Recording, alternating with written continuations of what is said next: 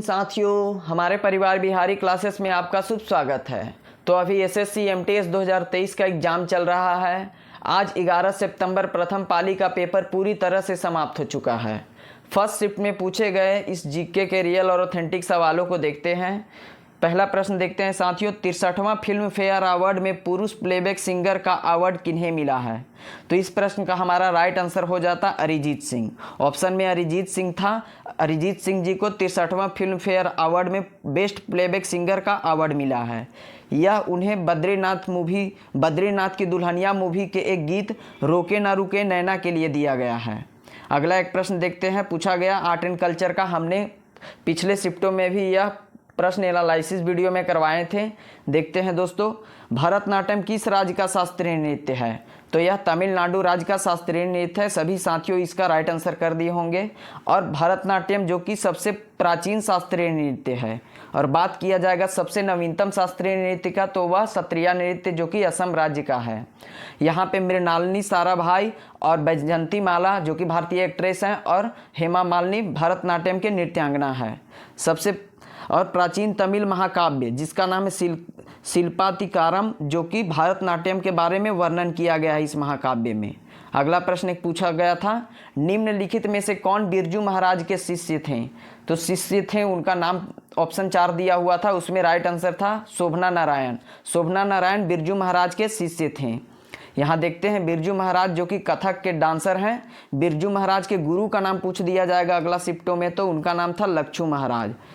सितारा देवी, बिरजू महाराज, लक्षू महाराज, शोभना नारायण, ये सभी कथक के डांसर हैं। ठुमरी की रानी किन्हें कहा जाता है, यह प्रश्न पूछा जाता है। तो गिरजा देवी जी को ठुमरी की रानी कहते हैं और इनका संबंध बनारस घराने से है। सबसे प्राचीन घराने का नाम पूछ दिया जाएगा तो ग्वालियर घराना सबसे प्राचीन घराना है साथियों। अगला एक प्रश्न देखते हैं। उससे पहले साथियों, हमारा यह कंटेंट और एक्स्ट्रा फैक्ट वाला वीडियो आपको अगर पसंद आता है तो प्लीज़ हमारे इस छोटे से परिवार को सपोर्ट करें, हमारे वीडियो को, हमारे चैनल को शेयर करें और सब्सक्राइब करें। अगला प्रश्न देखते हैं दोस्तों, 15 अगस्त 1947 को जब भारत स्वतंत्र हुआ तब भारत के वायसराय कौन थे? तो यह इजी सवाल पूछा गया। लॉर्ड माउंटबेटन 15 अगस्त 1947 में जब भारत आज़ाद हुआ था उस समय भारत के वायसराय थे। लॉर्ड माउंटबेटन हमारा राइट आंसर हो जाता। वह अंग्रेजी हुकूमत का अंतिम वायसराय भी थे। अगला देखते हैं, आज़ाद भारत के प्रथम भारतीय गवर्नर जनरल का नाम पूछा जाएगा तो उसका राइट आंसर हो जाएगा राजगोपालाचारी। प्रथम भारतीय गवर्नर जनरल पूछा जाएगा तो राजगोपालाचारी हमारा राइट आंसर होगा। अगला एक प्रश्न देखते हैं, गुरुचरण सिंह किस खेल से संबंधित है? तो स्पोर्ट्स से यह प्रश्न पूछा गया। तो गुरुचरण जी का संबंध है क्रिकेट खेल से। वह एक कोच थे क्रिकेटर का और पूर्व प्रथम श्रेणी के क्रिकेटर भी थे। आगे एक देखते हैं प्रश्न, गुरुचरण सिंह का जन्म पूछ दिया जाएगा तो 25 मार्च 1935 में गुरुचरण जी का जन्म हुआ था। उन्होंने 12 अंतर्राष्ट्रीय और 100 से अधिक प्रथम श्रेणी क्रिकेटरों को प्रशिक्षित किए हैं। 12 अंतर्राष्ट्रीय प्लेयर और 100 से अधिक प्रथम श्रेणी के प्लेयर को प्रशिक्षित किए हुए हैं। अगला प्रश्न देखते हैं, पहले जनजातीय खेल महोत्सव का आयोजन कहाँ किया गया? तो यह प्रश्न हमने पिछले शिफ्टों में भी एनालिसिस वीडियो में करवाया था और आज यही प्रश्न पूछ भी दिया गया। इसलिए आप हमारे पूरे वीडियो को अंत तक देखिएगा, आगे शिफ्टों में आपको ज़रूर लाभ होगी। तो इस प्रश्न का राइट आंसर हो जाएगा उड़ीसा की राजधानी भुवनेश्वर में पहला जनजातीय खेल उत्सव मनाया गया था, जिसका आयोजन करने वाले थे सांस्कृतिक मंत्रालय, उड़ीसा सरकार और KIIT विश्वविद्यालय के सहयोग से Kalinga institute of social science Bhubaneswar में इसका आयोजन किया गया था। इस कार्यक्रम में 26 राज्य और 5000 जनजातीय एथलीटों और 1000 अधिकारियों ने भारत में स्वदेशी खेलों की विविधता और समृद्धि का प्रदर्शन किए थे। अगला एक प्रश्न पूछा गया, साइंस से वेल्डिंग करने में कौन सी गैस का प्रयोग किया जाता है? तो इसका राइट आंसर हो जाता है एसिटिलीन गैस का प्रयोग वेल्डिंग करने में करते हैं। और ख़ास तौर पे वेल्डिंग करने में ऑक्सीजन और एसिटिलीन दोनों को मिला करके ही वेल्डिंग किया जाता है, इसलिए ऑक्सी एसिटिलीन वेल्डिंग को कहते हैं। और फल पकाने के लिए कृत्रिम रूप से हम किसका प्रयोग करते हैं? तो एसिटिलीन गैस का प्रयोग कृत्रिम रूप से करते हैं। और प्राकृतिक रूप से फल पकाने के लिए एथिलीन गैस का प्रयोग करते हैं। याद रखिएगा, कृत्रिम रूप से फल पकाते हैं तो एसिटिलीन गैस और प्राकृतिक रूप से पकाते हैं तो इथिलीन गैस। अगला एक प्रश्न देखते हैं, हिस्ट्री से पूछा गया था, सिंधु घाटी सभ्यता का कौन सा स्थान पाकिस्तान में स्थित है? तो इसका राइट आंसर हो जाता हड़प्पा शहर और मोहनजोदड़ो दोनों है, जो भी ऑप्शन में दिया हुआ वह हमारा राइट आंसर हो जाता। बात करें हाँ, हड़प्पा शहर प्रथम खुदाई में निकाला गया था, जो कि रावी नदी के तट पर स्थित था, जिसकी खुदाई करवाने वाले कौन थे? तो दयाराम साहनी इसके खोज किए थे। कब? 1921 ईस्वी में। और अगले साल 1922 ईस्वी में मोहनजोदड़ो की खुदाई की करवाए थे कौन? राखाल दास बनर्जी, जो कि सिंधु नदी के तट पे स्थित है। लोथल और सुतकोटदा दो ऐसे नगर थे जो कि पतन नगर कहलाते थे, यानी कि बंदरगाहों पे स्थित थे लोथल और सुतकोटदा। अगला एक प्रश्न स्पोर्ट्स से ही पूछा गया, एशियाई बैडमिंटन कप 2023 का कहाँ आयोजित किया गया था? तो एशियाई बैडमिंटन 2023 का कप दुबई में आयोजित किया गया था। इसका राइट आंसर हमारा यूएई हो जाता। इस देखते हैं 2023 बैडमिंटन एशिया चैंपियनशिप आधिकारिक तौर पर दुबई बैडमिंटन एशिया चैंपियनशिप 2023 के रूप में जाना जाता है। एक प्रश्न पूछा गया, मोटापा किसके कारण से होता है? तो हम सभी को पता है, यह वसा युक्त भोजन यानी चर्बी युक्त भोजन खाने से हमें मोटापा होता है। वसा में प्रति ग्राम कैलोरी कितना पाया जाता है ऊर्जा? तो 9.2 ग्राम।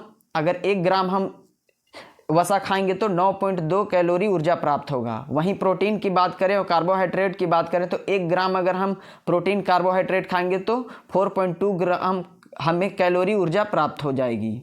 अगला प्रश्न देखते हैं, केंद्र सरकार का विधायी अंग कौन सा है? तो केंद्र सरकार का विधायी अंग का ऑप्शन में दिया हुआ था संसद हमारा राइट आंसर हो जाता। भारतीय संसद में राष्ट्रपति तथा 2 सदन जो कि राज्यसभा और लोकसभा हैं। राज्यसभा को हम राज्यों की परिषद कहते हैं और लोकसभा को लोगों का सदन कहते हैं। राज्यसभा जो कि उच्च सदन है और लोकसभा निम्न सदन है। और लोकसभा के सदस्यों की योग्यता, उनकी उम्र क्या होती है? तो 25 वर्ष होती है और राज्यसभा के लिए 30 वर्ष होती है। इसे भी ध्यान रखिएगा साथियों। और सरला याद रखिएगा, 79 अनुच्छेद में क्या है? संसद के बारे में वर्णन है। 80 में है राज्यसभा और 81 में है लोकसभा के बारे में। इस सब को याद रखिएगा, एग्जाम में पूछा जाता है। अगला एक प्रश्न ज्योग्राफी से पूछा गया, काली मिट्टी किस फसल के लिए उपयोगी है? तो इस प्रश्न का हमारा राइट आंसर हो जाता काली मिट्टी के लिए उगाई जाने वाली प्रमुख फसलों को देख लेते हैं। तो गेहूं, ज्वार, अलसी, वर्जीनिया, तंबाकू और कपास और गन्ना ये सभी शामिल हैं, जो कि काली मिट्टी की ये फसलें हैं। जो भी इसमें हमारा था ऑप्शन में दिया हुआ हमारा राइट आंसर हो जाता। अगला एक प्रश्न देखते हैं, पश्चिम की ओर बहने वाली नदी कौन सी है? तो पश्चिम दिशा की ओर बहने वाली नदियां हैं नर्मदा, ताप्ती और लूनी, घग्गर, माही, साबरमती। ये सभी नदियां जो हैं जो कि अरब सागर में जाके गिरती हैं। ये नदियां स्थानीय स्तर पर लोगों की ज़रूरत को पूरा करते हुए लास्ट में जाकर के अरब सागर में मिल जाती हैं, याद रखिएगा साथियों। और साबरमती नदी के किनारे कौन सा साबरमती नदी के किनारे कौन सा शहर बसा हुआ है? तो अहमदाबाद शहर। सेमीकंडक्टर पॉलिसी के तहत किस राज्य ने 20 लाख नौकरियां की बात की है? 2 लाख नौकरियां की बात की है। सेमीकंडक्टर पॉलिसी के तहत किस राज्य ने 2 लाख नौकरियां की बात की है? तो इसका राइट आंसर हो जाएगा गुजरात। इस पॉलिसी की घोषणा के साथ गुजरात सेमीकंडक्टर और डिस्प्ले उत्पादन में सहायता के लिए नीति घोषित करने वाला प्रथम राज्य बना है। और वहीं बात करें दूसरे राज्य का तो गुजरात के बाद उत्तर प्रदेश ने सेमीकंडक्टर नीति की घोषणा की है, जिसके तहत राज्य केंद्र सरकार के 50% प्रोत्साहन और 25% प्रोत्साहन की पेशकश करेगा। अगला प्रश्न देखते हैं, संविधान का अनुच्छेद 1 से 4 तक किसके बारे में संबंधित है? तो संविधान का अनुच्छेद 1 से 4 तक के संबंध है संविधान की पहली अनुसूची से संबंधित है, जिसमें 1 से 4 अनुच्छेद के बारे में वर्णन किया गया है। राज्य और उसके क्षेत्रों को निर्दिष्ट किया गया है। राज्य और राज्य क्षेत्रों को यानी कि स्टेट और यूटी के बारे में लिखा गया है 1 से 4 अनुच्छेद के बीच। तो हमारा स्टेट एंड राज्य और केंद्र शासित प्रदेश हमारा राइट आंसर हो जाता। एक प्रश्न पूछा गया था, बचत खाते का उद्देश्य क्या होता है? तो साथियों इसका राइट आंसर क्या होगा आप कमेंट में ज़रूर बताएं। एक प्रश्न पूछा गया था, ऐ मेरे वतन के लोगों किसने गाया है? तो ए मेरे वतन के लोगों यह सॉन्ग को गाने वाले हैं लता मंगेशकर जी। यह गीत तब मशहूर हुआ जब लता मंगेशकर ने इसे नई दिल्ली में गणतंत्र दिवस के अवसर पर रामलीला मैदान में तत्कालीन प्रधानमंत्री जवाहरलाल नेहरू की उपस्थिति में गाया था। और यह कब गाए थे? तो 1962 का जो चाइना युद्ध हुआ था उसी समय ऐ मेरे वतन के लोगों का गीत लता मंगेशकर के द्वारा गाया गया। एक प्रश्न पूछा गया साथियों, माइक्रो फाइनेंस इंस्टीट्यूशन को विनियमित कौन करता है भारत में? तो वित्त या भारतीय रिजर्व बैंक विनियमित करता है, इसे याद रखिएगा। एक प्रश्न पूछा गया, समा भाटे किस नृत्य से संबंधित है? तो समा भाटे का संबंध था कथक नृत्य से। कथक नृत्य हमारा ऑप्शन में दिया हुआ था, यह हमारा राइट आंसर हो जाता, जिसे हम समा ताई के नाम से भी जानते हैं, समा भाटे जी को। साथियों का है सेकेंड शिफ्ट में पूछे गए सभी जीके के रियल और ऑथेंटिक सवालों को हम इस वीडियो में जल्दी से देख लेते हैं। पहला प्रश्न एक पूछा गया, शोले फिल्म के डायरेक्टर कौन थे? तो इस प्रश्न का हमारा राइट आंसर हो जाता रमेश सिप्पी। शोले फिल्म के डायरेक्टर का नाम था रमेश सिप्पी और यह फिल्म 15 अगस्त 1975 को रिलीज किया गया था। दूसरा प्रश्न एक स्पोर्ट्स से पूछा गया, यूथ गेम 2019 कहाँ आयोजित हुआ था? तो यूथ गेम 2019 का आयोजन पुणे महाराष्ट्र में हुआ था। पुणे हमारा राइट आंसर हो जाता। महाराष्ट्र इसमें 228 पदक के साथ पदक तालिका में शीर्ष स्थान पर रहा, जबकि हरियाणा और नई दिल्ली जो कि दूसरे और तीसरे स्थान हासिल किए थे। यहीं और एक्स्ट्रा फैक्ट कुछ देख लेते हैं। यूथ गेम जो पहला हुआ था 2018 में, यह नई दिल्ली में हुआ था, और दूसरा हमने देखा 2019 में कहाँ हुआ? तो पुणे महाराष्ट्र में हुआ। और तीसरा यूथ गेम का आयोजन 2020 में गुवाहाटी असम में किया गया। और चौथा यूथ गेम 2021 में हुआ था, यह पंचकुला हरियाणा में किया गया था। पांचवा यूथ गेम का आयोजन 2023 में हुआ, इसी वर्ष मध्य प्रदेश में। और एक फैक्ट याद रखिएगा, खेलो इंडिया यूनिवर्सिटी गेम 2023 का आयोजन उत्तर प्रदेश में किया गया। यह सभी फैक्ट याद रखिएगा, आने वाले शिफ्टों में जरूर यहाँ से प्रश्न बनेंगे। साथियों, यह हमारा एक्स्ट्रा फैक्ट वाला कंटेंट अगर आपको पसंद आता है तो प्लीज़ हमारे इस छोटे से चैनल को सपोर्ट करें और अपने सभी साथियों को यह वीडियो शेयर करें ताकि उनका भी लाभ हो पाए। अगला एक प्रश्न पूछा गया हिस्ट्री से, एक्सपेरिमेंट विथ ट्रूथ किनकी पुस्तक है? तो यह पुस्तक महात्मा गांधी जी का ऑटोबायोग्राफी है। बुक और ऑथर से हर शिफ्टों में एक प्रश्न पूछा जा रहा है, इसलिए इस टॉपिक को आप बिल्कुल कवर करके ही जाइएगा। The story of my experiment with truth Mahatma Gandhi की आत्मकथा है, जो 1921 के शुरुआती दिनों में उनके जीवन को कवर करती है। एक प्रश्न पूछा गया साथियों, बाल विवाह निरोध अधिनियम कब पारित हुआ था? तो यह अधिनियम 1929 में पारित किया गया। इसमें बाल विवाह प्रतिबंध अधिनियम 1929 28 सितंबर 1929 से को imperial legislative council of India में पारित हुआ, जिसे शारदा एक्ट 1928 में लाया गया था साथियों, जिसमें वैवाहिक उम्र कितना रखा गया था? तो लड़कियों के लिए 14 वर्ष और लड़कों के लिए 18 वर्ष, जो कि बाद में इसका उम्र बढ़ा करके लड़कियों के लिए 18 वर्ष उम्र कर दिया गया और लड़कों के लिए 21 वर्ष किया गया था। अगला एक प्रश्न पूछा गया ज्योग्राफी से, पश्चिमी घाट में गर्मी के दिनों में वर्षा होने का क्या कारण है? तो इसका मेन रीजन है, जब अरब सागर से उठने वाली हवाएं भारत के तटीय प्रदेशों पर पहुंचती हैं तो पश्चिमी घाट से टकराकर पश्चिमी तटीय भागों में तेज बारिश करती है। यही रीजन है पश्चिमी घाट में गर्मी में दिनों में वर्षा होने का। अगला एक प्रश्न पूछा गया, किस रोग के कारण हड्डियां कमजोर हो जाती हैं? तो यह काफ़ी इजी सवाल पूछ दिया गया। रिकेट्स नामक रोग के कारण हड्डियां कमजोर हो जाती है, जो कि विटामिन डी के कमी के कारण होती है। रिकेट्स एक कंकाल की स्थिति है जो विटामिन डी, कैल्शियम या फॉस्फेट की कमी से होती है। अगला एक प्रश्न पूछा गया पॉलिटी का हिस्ट्री से रिलेटेड, लोकसभा का प्रथम अध्यक्ष कौन थे? तो लोकसभा के प्रथम स्पीकर का नाम था जीबी मावलंकर, उनका नाम था, जिनका जन्म हुआ था 27 नवंबर 1888 में बड़ौदा गुजरात में हुआ था। यह एक मराठी परिवार में इनका जन्म हुआ था साथियों।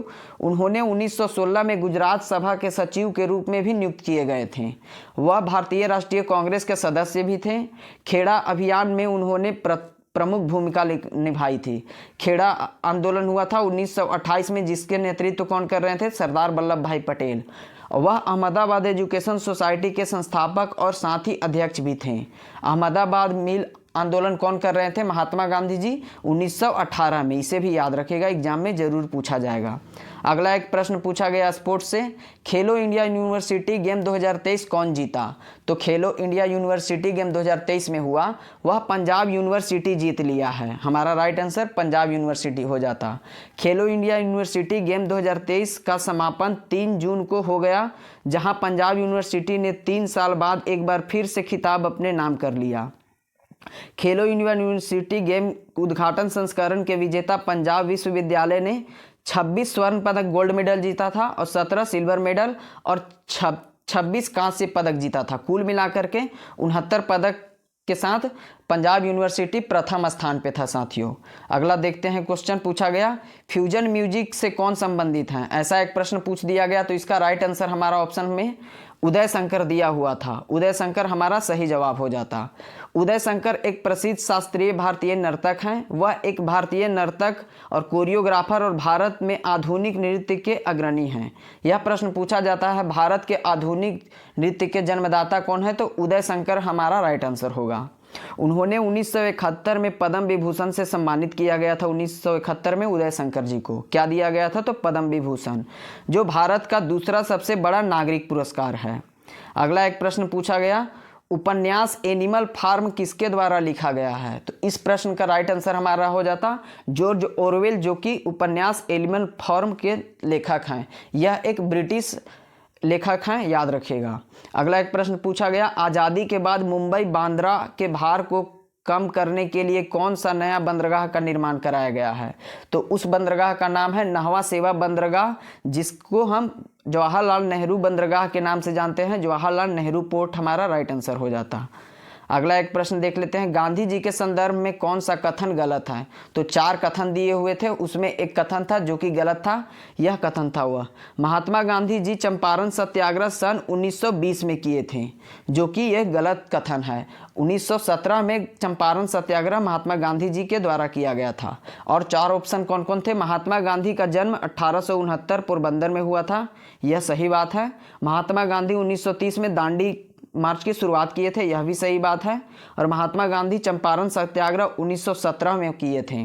और गांधी जी ने 1919 में यंग इंडिया की शुरुआत किए, और यंग इंडिया अंग्रेजी में एक साप्ताहिक पत्रिका का नाम है।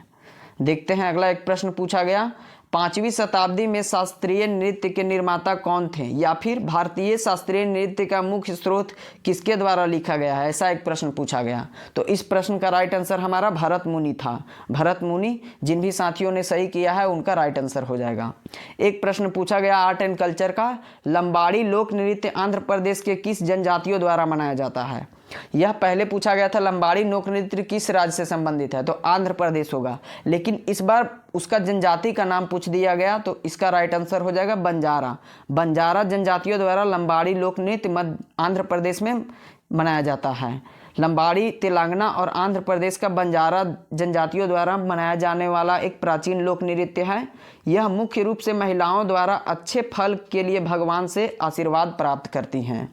आंध्र प्रदेश के कुछ नृत्य देख लेते हैं। कुचिपुड़ी नृत्य, जो कि शास्त्रीय नृत्य है, आंध्र प्रदेश से है, संबंधित है। लंबाड़ी हो गया, बोनालू डांस हो गया, बुट्टा हो गया, बोमालू हो गया, यह सभी आंध्र प्रदेश के लोक नृत्य हैं। अगला एक प्रश्न पूछा गया था, 2011 का जनगणना के अनुसार सबसे कम जनसंख्या किस राज्य का है? तो सेंसेक्स का यह काफ़ी इजी सवाल पूछ दिया गया। तो सिक्किम का सबसे कम जनसंख्या है। सर्वाधिक जनसंख्या की बात करें तो उत्तर प्रदेश की सर्वाधिक जनसंख्या है। और सर्वाधिक जनसंख्या घनत्व वाला राज्य पूछ दिया जाएगा तो बिहार हमारा है सर्वाधिक जनसंख्या घनत्व वाला राज्य। सबसे कम जनसंख्या घनत्व वाला राज्य कौन सा है? अरुणाचल प्रदेश, मात्र 17, याद रखिएगा। अगला एक पूछा गया प्रश्न इकोनॉमिक्स से, सूक्ष्म वित्त संस्थाएं से क्या लाभ हुआ है? तो ऑप्शन में दिया हुआ था महिलाओं को न्यूनतम समर्थन मिला है, तो यही हमारा राइट आंसर हो जाता। अगला एक प्रश्न पूछा गया साथियों, कौन सा राज्य वकीलों की सुरक्षा के लिए कानून पारित करने वाला भारत का पहला राज्य बन गया है? तो राजस्थान उसका राइट आंसर हो जाता। राजस्थान कानून पारित किया है वकीलों को सुरक्षा के लिए। अगला एक प्रश्न पूछा गया, एक वर्ष में उत्पादित वस्तुओं एवं सेवाओं के कुल मूल्य क्या कहलाता है? तो यह जीडीपी कहलाता है, सकल घरेलू उत्पाद।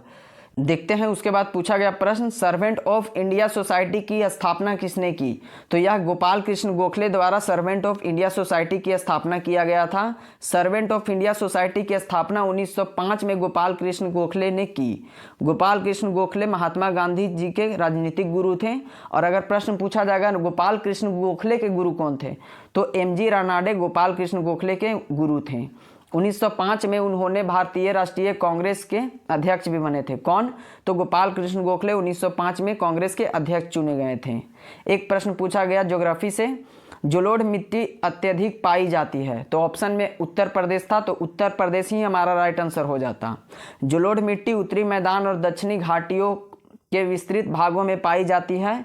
ये मिट्टी देश के कुल क्षेत्रफल के 40% भाग में ढके हुए हैं, जो कि अधिक विस्तार बिहार, उत्तर प्रदेश, राजस्थान, गुजरात, तमिलनाडु, कर्नाटक, असम, बंगाल, यानी कि नदियों जहाँ पे बहुत ज़्यादा विस्तृत है वे सभी राज्यों में जलोढ़ मिट्टी का प्रचुर मात्रा पाया जाता है। अगला एक प्रश्न पूछा गया, कानून के शासन की अवधारणा का प्रतिपादन किसने किया? तो एवी डायसी ने कानून के शासन की अवधारणा का प्रतिपादन किया। एवी डायसी हमारा राइट आंसर हो जाता। एक प्रश्न पूछा गया हिस्ट्री से ही, विजय स्तंभ किस राज्य में स्थित है? तो राजस्थान राज्य में विजय स्तंभ स्थित है।